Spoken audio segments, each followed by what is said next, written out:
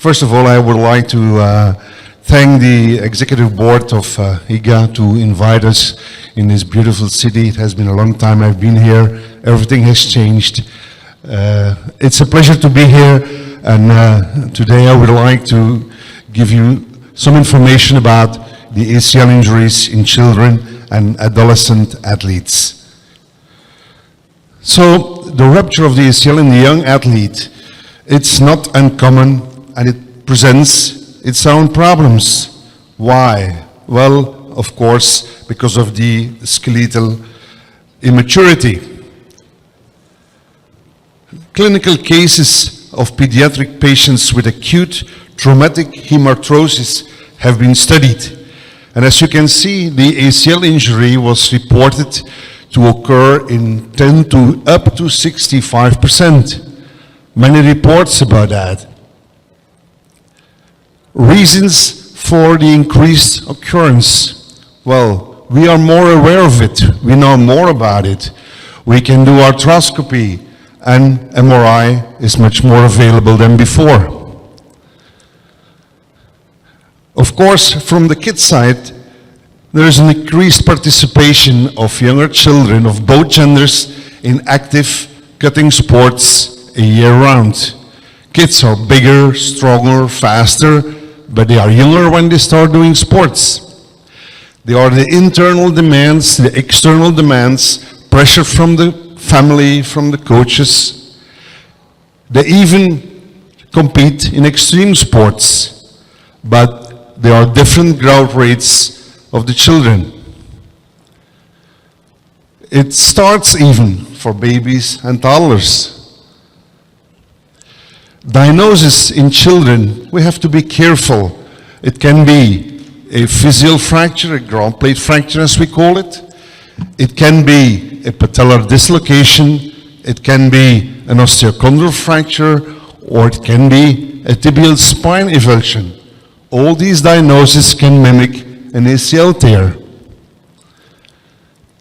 There are three major types of ACL injuries in children. We all know the classical one, the mid-substance tear, but mostly these kids are more than 9 years old. The bony avulsions are a little bit in between, mostly 8 to 12 years old.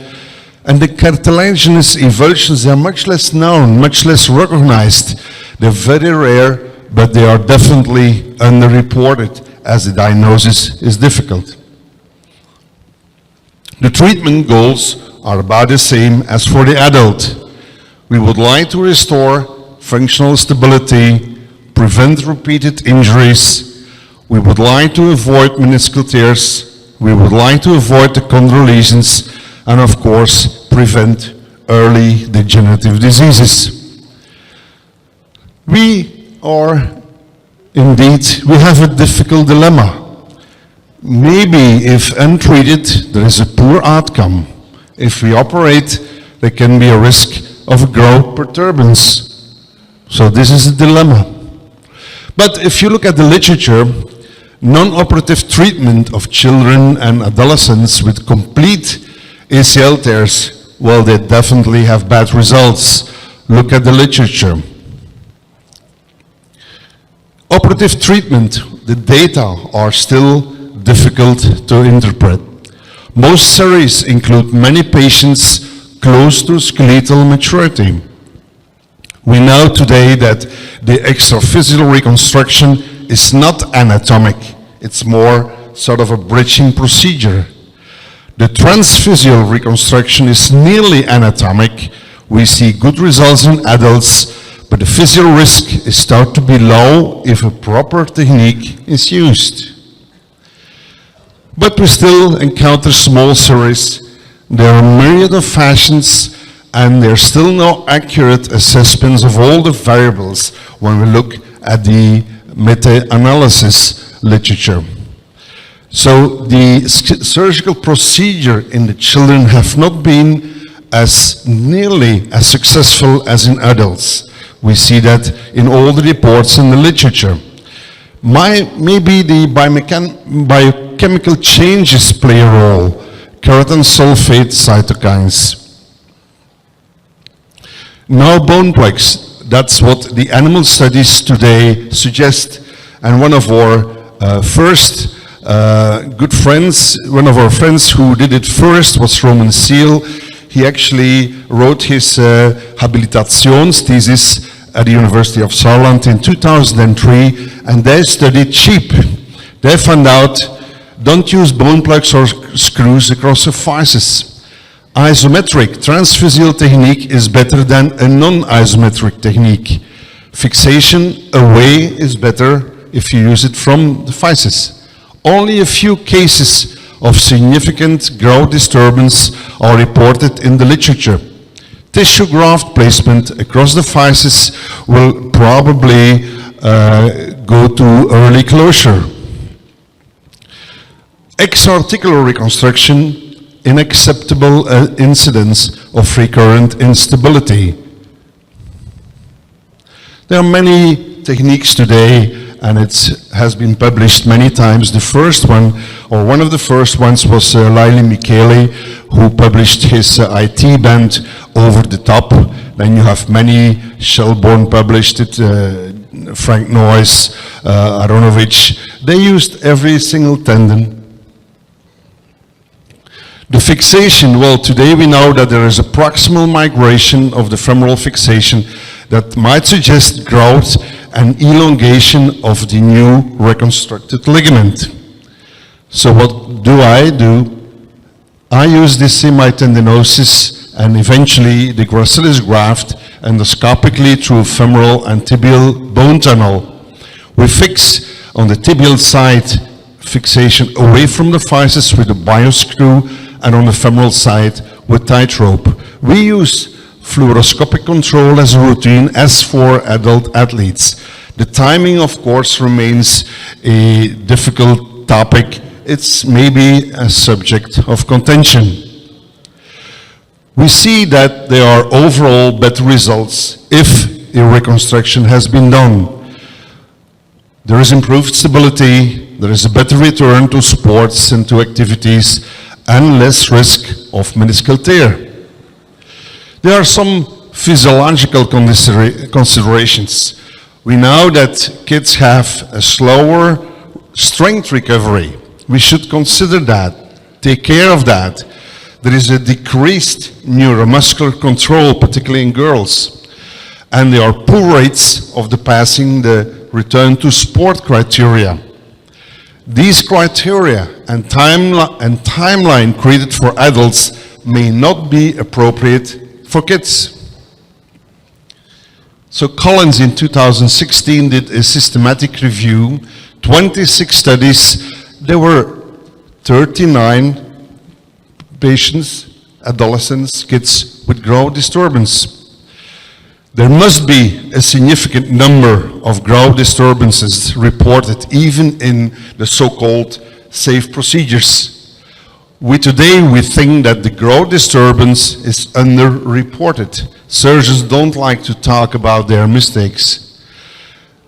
We should consider the growth relative to the family members. Is the kid in growth spurt, yes or no? We still use the Tanner stage, pre-puberty, 1, puberties, 2, adolescence, 4, 5, adult. But there's a wide variance. Bone age, open physis or closing physis. Return to sport, there is still no standard testing for the pediatric athlete. So we should use verbal and visual demonstrations of the tasks. These kids don't understand everything as adults usually do, and we should use specific instructions for the kids. Claire Arden from Oslo published a couple of very nice studies in 2011, 13, and 16. There are physical factors, functional problems 13%, pain, lack of motion, weakness, and instability.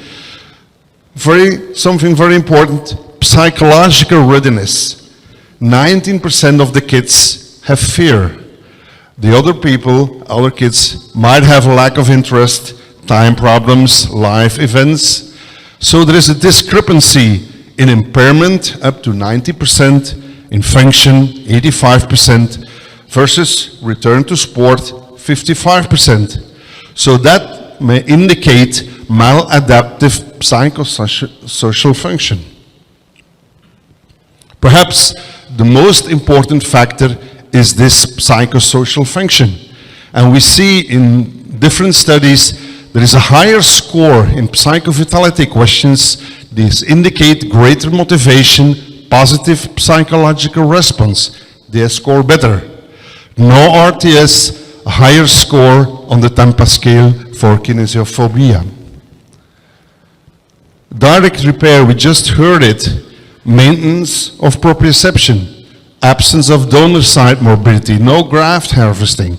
But there are still long-term follow-up studies needed to assess the longevity of this technique into adulthood.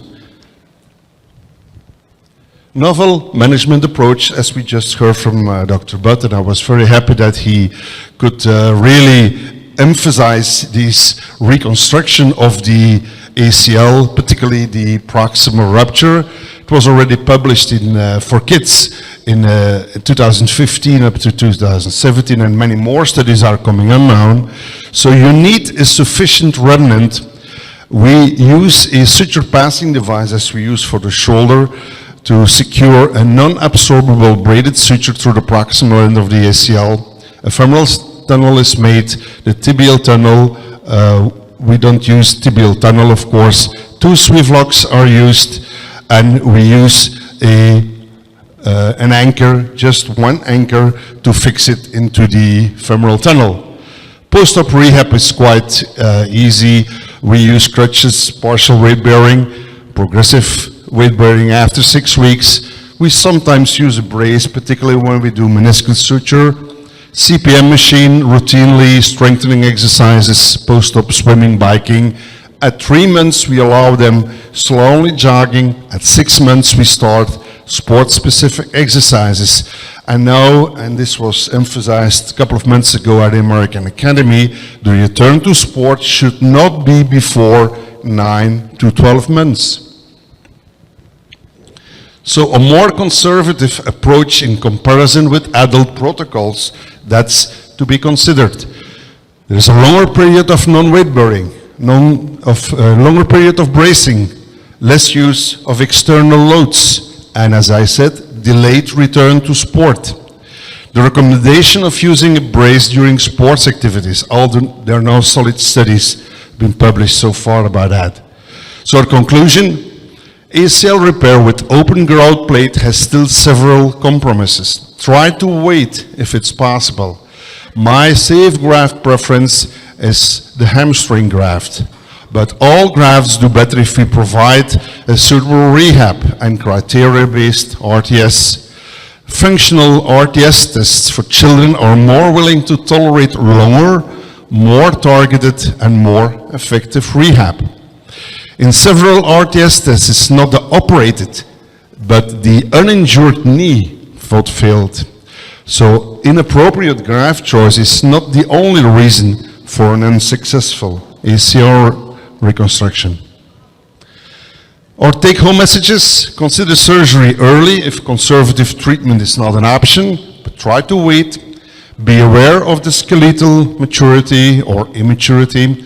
Avoid hardware across the lateral distal femoral physis and the tibial tubercle epiphysis. Hamstring graft is preferred.